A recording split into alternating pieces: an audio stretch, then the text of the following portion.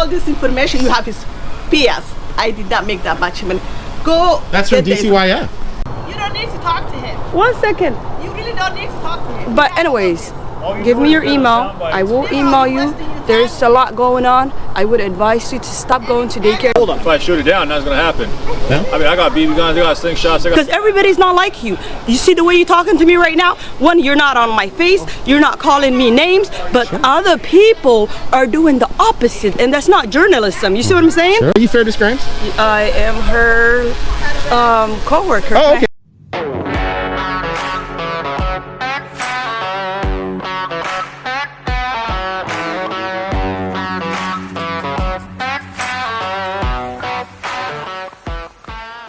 Hey everyone, I am Free. It is January 10th, 2026, and I'm in the city of Tukwila here in King County in the Communist Empire of Washington State. I am heading on over to the Barwaqo Daycare Limited Liability Corporation to look into the $1,500,559 that the company has had transferred to it from the Washington State Department of Youth, Children and Families over the last 20 months. That's right, over $75,000 a month on average and over $900,000 a year on average. Let's see if we can get to the bottom of this mysteriously large amount of disbursements. Also, please don't forget to like, share, and subscribe. Hit that all notifications bell so you can get my stories right when they release. You can follow me on X at I.A.M. Free Auditing, on Facebook at Inland Auditing Media. All right, here we are at 4246.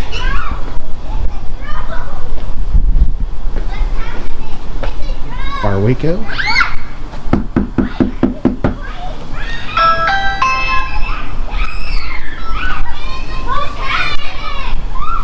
So it says no walk-ins accepted. That's convenient. They're open 24 hours a day, 365 days a year. Not looking like anybody is home. By chance, they listed as 12 children that are here pretty much 365 days a year. Is that pretty common? I don't know. You know, I wouldn't know that. Yeah, okay. I do want to indicate that if you look at it, you can see it shows them as open Sunday through Saturday. Sunday, Monday, Tuesday, Wednesday, Thursday, Friday, Saturday, midnight to 11:59 p.m. So 23 hours and 59 minutes a day. Apparently they're taking their labor and industries 1 minute break. I'm not seeing any children anywhere. All the windows are blacked out, closed. And when I did ring the doorbell for ring and knock on the door, no one came in, or out rather, to answer. So maybe we can ask some of the neighbors. Hello. Hi. Hey, just curious, are you familiar with the Barwaqo Childcare facility here? Not really that familiar with it. No. What's that? Sorry. No worries. The one over at 4246. Are you familiar with that childcare facility over there at all? Well, I know it's there. I live here, but I don't know much about it. You don't know. Okay, fair enough. Yeah.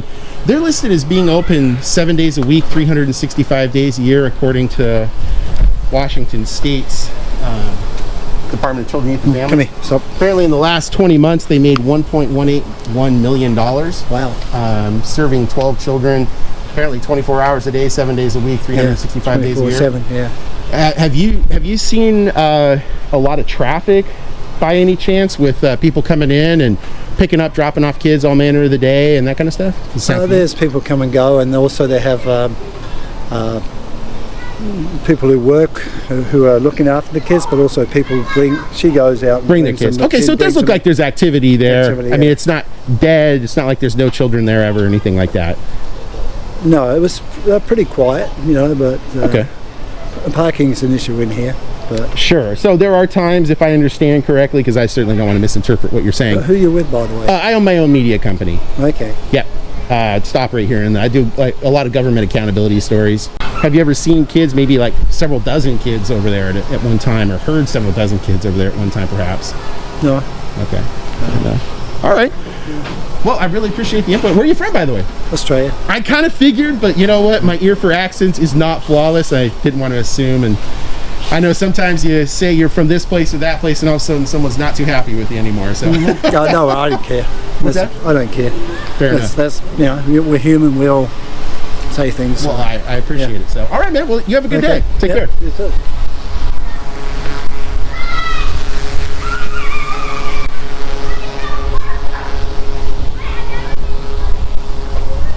Excuse me. Hello.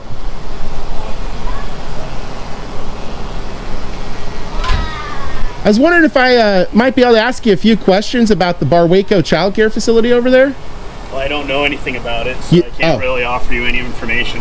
Well, fair enough. Have you ever seen kids coming and going? Can I ask who you are before I talk to you? Yeah, I'm a journalist in the area. Yeah, Okay. just working on childcare facility stories. I'm sure you've probably seen there's a lot of news going on these days about childcare fraud. And that facility over at 4246, that house, is registered with the Department of Children, Youth, and Families as having made $1.8 million in 20 months. They're listed as serving 12 children. It would take 36 children to do that. So I'm just trying to get an understanding. Is there any possibility you've maybe seen several dozen children just around the clock all year, 365 days a year? I just can't answer. Just don't know one. I wouldn't be any use to you. Okay, fair enough. Well, I appreciate the time. Yep. Thanks. So we're going to go back up and maybe see if we can get an application for service, get some information, and go from there.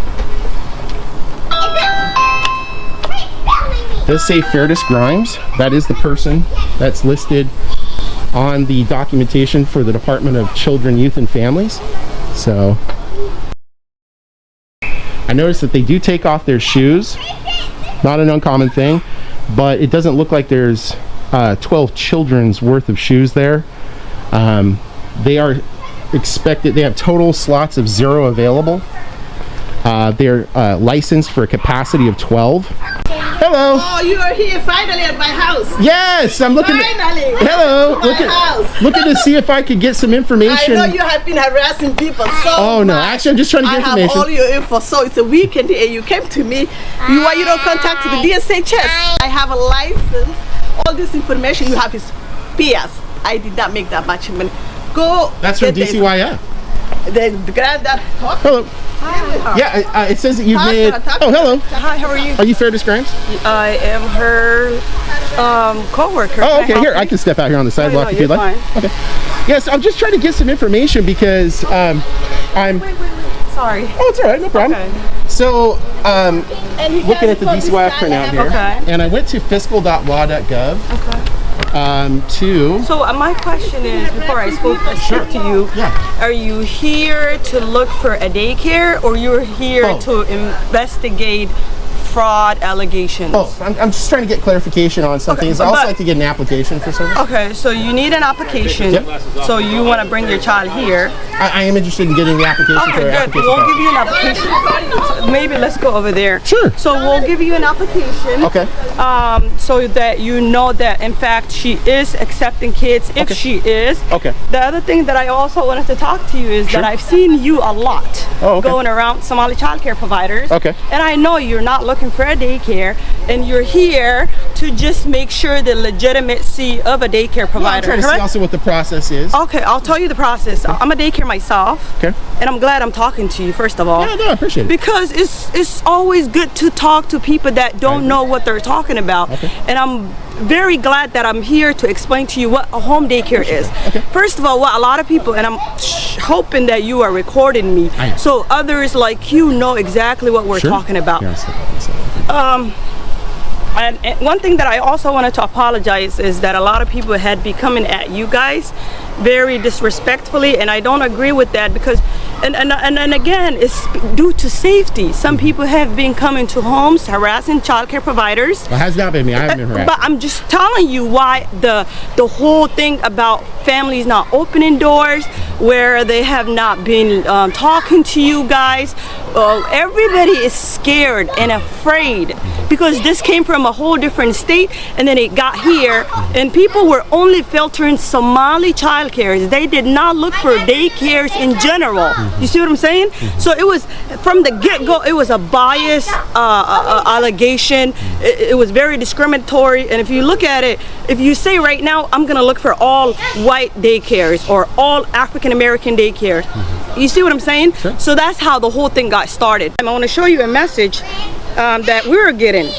Somali providers are getting very, very nasty messages, and that's exactly why we're closing our doors. That's exactly why we're choosing to not talk to people, because everybody's not like you. You see the way you're talking to me right now? One, you're not on my face, you're not calling me names, but other people are doing the opposite, and that's not journalism. You see what I'm saying? Sure. Wait, I'm gonna show you this message. My phone is very...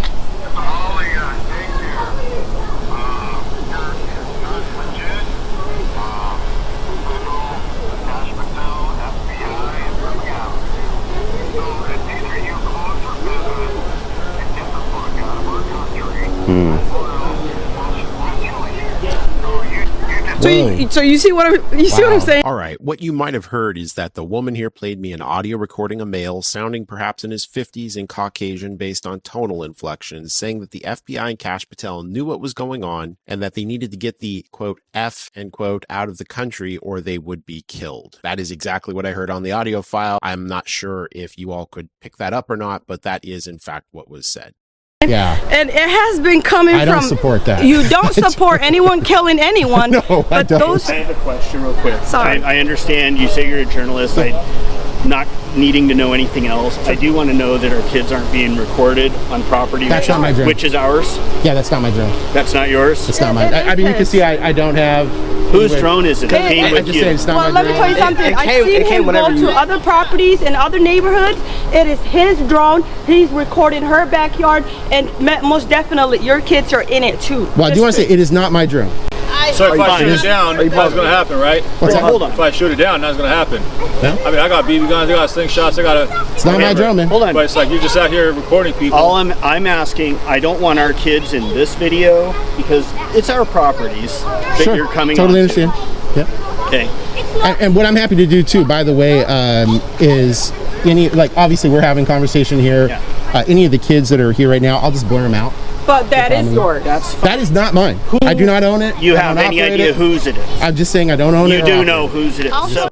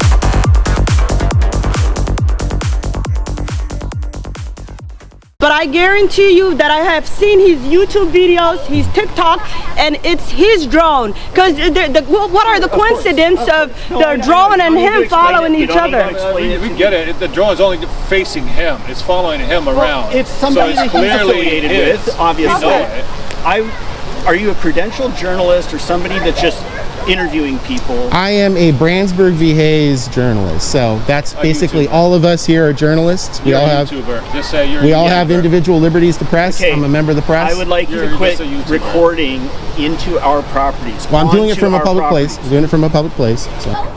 Ask me any question today, and I will be the only childcare provider that answers your appreciate questions that. today, and I will give you my contact number too. No, I appreciate that, Okay. and I do want to also again state I did listen to that. I appreciate you making that audio file available for me. I have more too, by the way. I do not support that. Okay, I have no personal animus with you at all. Okay. I just have questions. Right. Obviously, there's a lot of interest in this going on Well, nationwide. today you're gonna get that from me. I appreciate that. So my questions for you, first of all, I just kind of want to go down the list. And again, I really appreciate your time and thank Yes. you for your time. One thing that I wanted to give you, and a lot of journalists were kind of like, oh my God, she has 6 at capacity and she only has 3 opening. First of all, nobody, I don't know why, but nobody updates that system. Am I clear? Okay. The minute you open a daycare, that system is there. Your hours are there. Who puts those stuff? Maybe once in a blue moon, some daycare providers, it kind of clicks and they say, I don't have kids, so today I'm going to update. But then as soon as they say we have X amount of slots open, they get kids tomorrow or the next day, and everybody gets busy and nobody updates that. That includes me. We are on our feet from 5 a.m. some days to 11 p.m. Okay. Let me tell you about the slots. Sure. I can be licensed for only 12, but at the same time care for double the amount. How do we do that? Different shift. Okay. You get what I'm saying? Sure. If you are open 24 hours, you could do morning, you can do swing shift as people that work. People that work in the hotels, people that work at hospitals. Do those people all have the same schedule? They don't. Me personally, my capacity is 12, but I have a capacity waiver that says 18 children.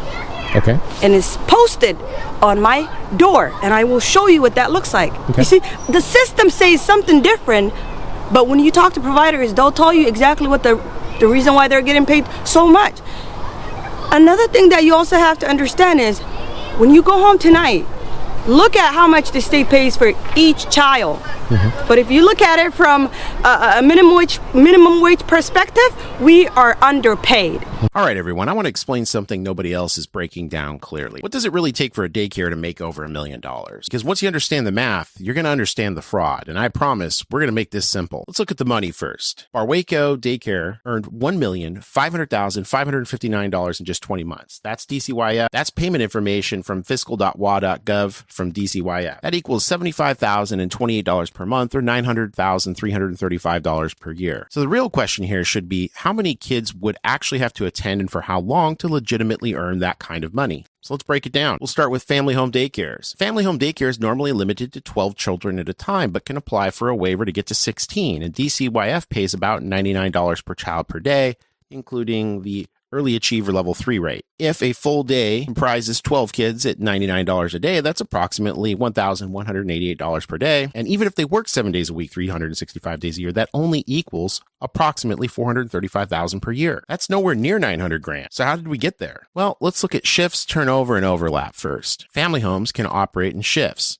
That means some kids leave, some kids stay, and new kids come in. Doesn't have to be a full swap, though. You could have 6 kids stay, 6 leave, and 6 new arrive, or some other combination. But where there is an absolute cap is 12 children at one time. All right, let's get into the actual math now. To earn roughly $900,335 per year at about $99 per kid per day, they need roughly about 9,000 child days per year. If you're open 5 days a week, that's approximately 35 full-day kids per day. If you're open 6 days a week, that's approximately 29 full-day kids per day. And if you're open 7 days a week, that's approximately 25 full-day kids per day. That's 7 days a week, 365 days a year. What that really means, with a 12-child cap, a family care center would need 3 cohorts per day in most schedules, near 100% attendance, very long operating hours, and almost no empty spots every single day. So let's be generous. What if they have a 16-kid waiver? Well, 16 kids times 99 is $1,584 per day. Annualized, that's approximately $581,000 per year. Still quite a bit short of the $900,000. So even with 16 kids, they still need multiple shifts, still need turnover, and they still need long hours. There's no easy way to make this money legitimately. The bottom line, family home making $1.5 million in 20 months. They have to be running 2 to 3 shifts daily with long hours, full capacity, and constant turnover. So this is why we follow the math, because math doesn't lie. Follow, share, and stay tuned, because the public money is involved. Public deserves answers. You don't need to talk to him. 1 second.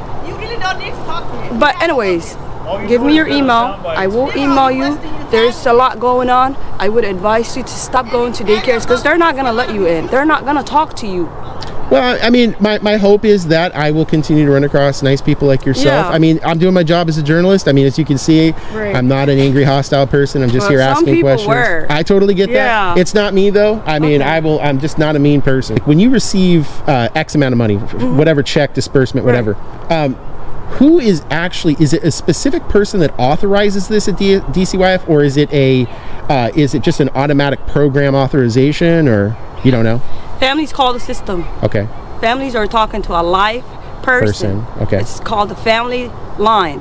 And I will give you that number too. Okay. You call that number, you tell them, hey, I am a family of X amount of kids. We are looking for kids. First thing they're gonna do is they're gonna look you up in the system. Okay. One last question, if I could. So how frequently, what is the periodicity of inspections? Every year. Every year. I just got mine. I'll show you every single year, between June to June, that's the state's fiscal time, or July to July, something like that. You can expect a visit from them anytime. Okay. However, sometimes they but basically for me, it's between September to November or December, they come to me. Every provider has like that 4-month period, or sometimes they don't even get that period because the licensor can say, you know what, I have a free time today. I have X amount of visits that I need to do, so she'll come and do the visit. Well, let me ask you this. So, as to the amount of hours that you're working, and whatnot. I know obviously you can't necessarily speak to other companies doing their thing, but for years, with the vast amount of hours that you're open and operating throughout the entire year, do you have multiple staff members? Oh yeah, we have staff. We So have for a family company like members that are yours- helping. We make sure, but remember, everything falls on you as being the owner. People can't just talk to your staff about anything, right? So families will come to you about hours of operation change. Some people will say, hey, listen, I cannot miss my work. I know it's a holiday. On holidays, normally I let my staff go do their thing on a holiday, but I make sure that I stay for those that cannot find anyone. We're dealing with single moms, single dads. We're dealing with truck drivers. We're dealing with doctors and nurses, kids, people that are working in hospice care that just can't miss work. We're dealing with other people that work in other daycares.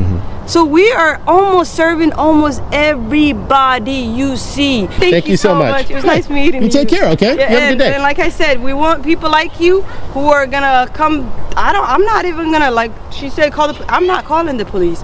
If you are a good person talking to me, why should I call the police? Yeah, there's nothing wrong going on. It doesn't. We're just talking. Thank you so much. Take care. Nice talking to you. Have a good day. Well, Likewise. I look forward to watching the video too. Now, I'll be honest now, because we've been talking for close to an hour. So for editing purposes, I can't just play it all because I've got other stuff I got to put into the same story. But the bad parts out there. Well, if you've watched my stuff, you see I don't do that. So thank you. Take care.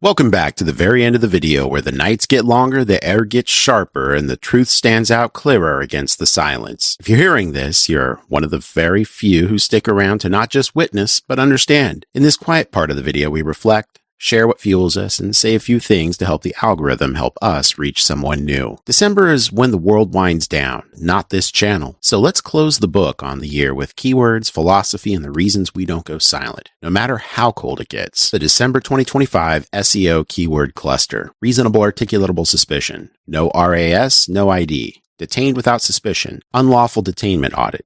Fourth Amendment audit. Terry stop exposed. ID refusal, education, filming cops legally, First Amendment audit, sidewalk rights, confrontation, FOIA request denied, corrupt public officials exposed, government employee misconduct, City Hall audit confrontation, mayor caught lying, retaliatory arrest for filming, police officer walks off job, refusal to provide badge number, Citizen journalist exposes cover-up. Violation of open records law. You won't believe what this cop said. Tyrant cop gets owned. Arrested for filming again. Cop tries to delete footage. Body cam reveals truth. Public official loses it on camera. Shut down by the Constitution. First Amendment violation caught on video. Audit goes viral. Caught on camera lying to the public. City Hall confrontation. Courthouse audit. Police station audit. School board exposure. DMV meltdown. Sheriff's office corruption. Public library filming rights. Fire department audit. Federal building standoff. Post office audit fails. Do you have to show ID? How to film police legally. What is reasonable suspicion? Public photography rights. How to file a complaint on law enforcement. When are detentions illegal? Passive resistance explained. Legal to film on government property. Civil rights training for cops. Know your rights when stopped. And now on to the December philosophical readings and reflections from David Thoreau. Civil disobedience. Disobedience is the true foundation of liberty. The obedient must be slaves. My reflection is that when you record from a sidewalk, ask tough questions and don't move just because they said to. That's not obstruction. It's resistance. And resistance is how liberty breathes. And from famous poet and Russian writer Alexander Solzhenitsyn, let the lie come into the world. Let it even triumph, but not through me. My reflection as it relates to my journalism is that's why I film. That's why I post. That's why I confront them when they say you cannot record. I will not be a part of that lie. From Cicero, from his text On Duties. Salus populi suprema lex esto. Translated, the good of the people is the greatest law. My reflection is that public servants often forget you serve the people, not the other way around. If the camera makes you uncomfortable, you're in the wrong job. And finally this month, from one of my favorites, James Madison in Federalist 51. If men were angels, no government would be necessary. My reflection on that is don't assume they'll do the right thing. Record it, test it, question it, build the controls. Now I've got some questions for all of you for December. A little pre-Christmas and holiday homework, if you will. Which government agency is the least transparent in your town? Has a cop ever demanded ID from you with no reason? And what did you do? Should government buildings be required to remain open for public audits during the holidays? What was the most shocking audit you saw this year? Do you trust your local government more or less 2025 and why? And finally, I just want to say to you all this December of 2025, I greatly appreciate you. I could not be doing this without your interest in my journalism and my push for transparency wherever I go in seeking my stories. I want to thank you all for that support. I want to wish you all and do wish you all the best in your 2025 holidays and the best going into a 2026 as we pursue greater transparency and expose corruption from tyranny and tyrants alike from here and into 26. Thank you very much. Happy holidays.